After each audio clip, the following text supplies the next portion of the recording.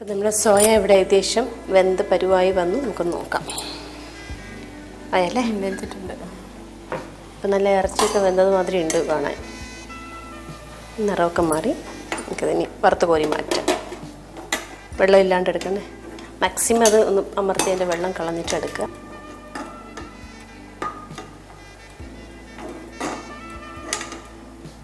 Soya നന്നായിട്ട് വെന്തു. ആദ്യമേ നമ്മൾ പറഞ്ഞു ഒരു അരമണിക്കൂർ കുതിർത്ത് വെച്ചാൽ ഇത് പെട്ടെന്ന് വെന്ത് കിട്ടുള്ളൂ. കുതിർത്ത് വെച്ചിട്ട് അതിൽ മഞ്ഞൾപ്പൊടിയും കുരുമുളകും ഉപ്പും ഒക്കെ ചേർത്തിട്ടാണ് വേവിക്കാൻ വെച്ച് ഒരു 5-6 മിനിറ്റ് മതിയോ. ഇത് മാക്സിമം 10 മിനിറ്റ്. അതിൻ്റെ അകത്ത് നന്നായിട്ട് വെന്ത് കിട്ടും. പിന്നെ വെന്ത സോയ നമുക്കിനി മാറ്റി വയ്ക്കാം. ഇനി അടുത്ത് എന്താ പരിപാടി? എണ്ണ ഒഴിക്കാം. എണ്ണ വറുക്കാൻ പരുവല്ലേ?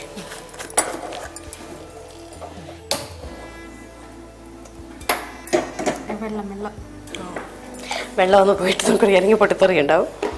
കഴിഞ്ഞിട്ട് എണ്ണ ഒഴിക്കാം. പാനൊന്ന് ചൂടായിട്ട് ഇനി മാവിൽ മുക്കി ഇട്ടാൽ മതി. എളുപ്പമായി. അപ്പോൾ നമുക്ക് അരമണിക്കൂർ മുമ്പേ ഇതൊന്ന് കുതിർത്ത് വയ്ക്കണമെന്ന്. അത് മാത്രമേ ഉള്ളൂ ഒരു കുറച്ച് ടൈം എടുക്കുന്നത്. അത് കഴിഞ്ഞ് വളരെ പെട്ടെന്ന് ചെയ്യാൻ പറ്റുന്നൊരു വിഭവമാണ്. അപ്പോൾ എന്തായാലും അടുത്ത ദിവസം ഇന്നിപ്പോൾ എല്ലാവരും മടി പിടിച്ചിരുന്ന് കണ്ട് നിൽക്കുകയായിരിക്കും. പക്ഷെ നാളെ എന്തായാലും ഇത് ഉണ്ടാക്കിക്കൊള്ളുക. മെയിനായിട്ട് ഒന്ന് മേളിലൊന്ന് തലോടാൻ മതിയല്ലോ മാവ്. അതുകൊണ്ട് കുറച്ച് മാവ് മതിയോ. പക്ഷേ മെയിൻ ഐറ്റം കുറച്ചധികം വേണ്ടി വരും. പിന്നെ ടേസ്റ്റ് കൂടുകയാണെങ്കിൽ ഡിമാൻഡും കൂടും.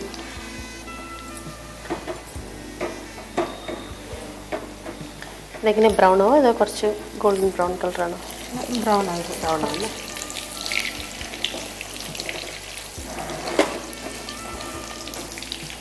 മുരിച്ചെടുത്താൽ മതിയല്ലോ 2 വശവും.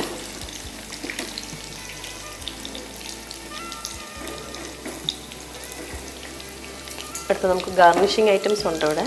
ഇത് വളരെ കുഞ്ഞാണ്ട് അതിനെ പൊലിപ്പിച്ച് വലുതാക്കി കാണിക്കാനായിട്ട് ഗാർണിഷിങ്ങിനെ കുറച്ച്. അപ്പോൾ ഇവിടെ ഇതെടുത്തിങ്ങനെ ടൂത്ത് പിക്സ് ആണ്. ടൂത്ത് പിക്സ് ഇല്ലാത്തവർ നല്ല പച്ച പോലെ ഈർക്കിലെടുത്താൽ മതി. അതിൻ്റെ ചെത്തി എടുത്ത് കഴിഞ്ഞാൽ നല്ല നീറ്റായിട്ട് കിട്ടും നമുക്ക്.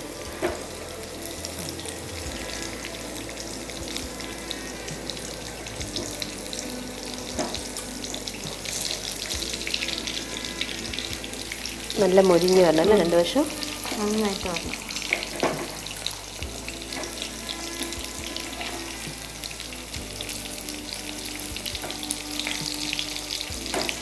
ഇത് നല്ല വെന്തിരിക്കുന്നുണ്ടൊന്ന് പുറമേ മൊരിഞ്ഞാൽ മതി അല്ലേ?